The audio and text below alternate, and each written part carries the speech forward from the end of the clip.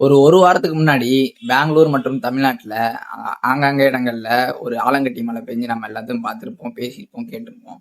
அந்த ஆலங்கட்டி மழை செயற்கையானதுன்னு சொல்லிட்டு பல பேர் சொன்னாலும் ஆலங்கட்டி மழை செயற்கையா உருவாக்க முடியுமா? ஆலங்கட்டி மழை எப்படி உருவாகுது அப்படின்றத நாம இந்த வீடியோல தெரிஞ்சுக்கலாம்.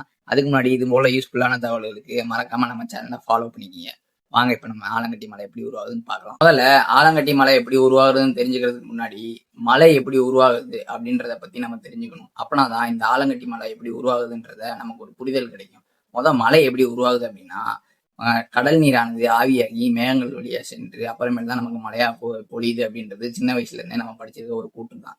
ஆனா இந்த ஆலங்கட்டி மலை எப்படி உருவாகுது அப்படின்னா, ஸ்ட்ராங்கான அப்ஸ்ட்ரைஸ் அப்படின்னு சொல்லக்கூடிய காற்று மேல் நோக்கி செல்லுதல். அதாவது காத்தானது இங்க ஆவியான நீரை மலை மேகங்களுக்கு எடுத்து செல்லும். அந்த மலை மேகங்கள்ல ஒவ்வொரு லேயரா இந்த நீர்த்துளிகளானது அப்படியே படிஞ்சு அது ஐஸ் பாலா மாறிடும்.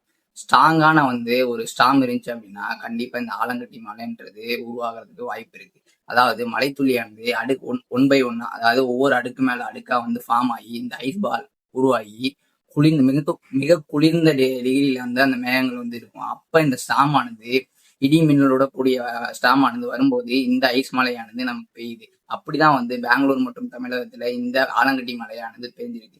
சரி ப்ரோ, இந்த ஆலங்கட்டி மலை இப்படி இயற்கையா பெய்யுது, நம்ம எப்படி ப்ரோ செயற்கையா இந்த ஆலங்கட்டி மலையை உருவாக்குறது அப்படின்னு கேட்டீங்க அப்படின்னா உருவாக்க முடியாது. பட் ஆனா உருவாக்குறதுக்கு வாய்ப்பு இருக்குன்னு வேணா சொல்லலாம். ஏன் அப்படின்னு கேட்டீங்கன்னா, சமீப காலமா நம்ம இந்த செயற்கையான மழை பெய்ய வைக்கும் முறை அப்படின்றத ஆராய்ச்சியாளர்கள் கண்டுபிடிச்சிருக்காங்க. அது எப்படி அப்படின்னா, குளிர்ந்த அதாவது நீர் கோர்த்த மேகங்கள்ல நம்ம சோடியம் அயோடைடு அப்புறம் இந்த மாதிரியான கெமிக்கல்லாம் நம்ம மலை மேகங்கள்ல தூவும் போது நம்ம செயற்கையா மலையை உருவாக்க முடியும். பட் ஆலங்கட்டி மலையை உருவாக்க முடியுமான்னு கேட்டீங்கன்னா அது கண்டிப்பா சந்தேகம் தான். எல்லாரும் உருட்டு தான் நம்ம ஆலங்கட்டி மலையை செயற்கையா உருவாக்க முடியும் அப்படின்றது. பட் ஆனா உண்மையான கருத்து என்ன அப்படின்னா, ஆலங்கட்டி மலையை செயற்கையா உருவாக்க முடியும். ஆனா அதுக்கு ரொம்ப சிரமம் இருக்கும். அதுக்கான ஒரு தகுந்த ஒரு மேகத்தை கண்டுபிடிக்கணும்.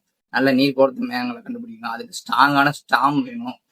இடிமின்னலோட இருக்கிற ஸ்டாம் நமக்கு வேணும். அப்பனா தான் நம்ம இந்த ஆலங்கட்டி மலைன்றத செயற்கையா உருவாக்க முடியும். ஏன் ப்ரோ, நம்ம இந்த ஆலங்கட்டி மலைன்ற ஒரு விஷயத்த ஸ்ட்ராங்கான மேகங்களை நம்மளால கண்டுபிடிக்க முடியாதான்னு கேட்டீங்கன்னா அது கண்டிப்பா நம்மளால கண்டுபிடிக்க முடியாது. அதுக்கு உண்டான டெக்னாலஜி நம்ம கிட்ட இப்போதைக்கு இல்லை. மேபி ஃபியூச்சர்ல உருவாகலாம். நீங்க கேட்கலாம் ப்ரோ, அப்ப பில்கேட்ஸ் எல்லாம் எப்படி ப்ரோ உருவாக்குற அப்படின்னு. பில்கேட்ஸ் அந்த மாதிரி ஒரு ஆராய்ச்சியை இதுவரையும் பண்ணதே கிடையாது, பண்ணவும் இல்லை. அது எல்லாரும் பேசப்படுற ஒரு உருட்டு தானே தவிர்த்து அவர் ஒன்னும் ஆலங்கட்டி மலையை உருவாக்குறதுக்கு உண்டான ஆராய்ச்சி எல்லாம் அவர் ஒன்றும் பண்ணிட்டுலாம் இல்லை. அது அங்க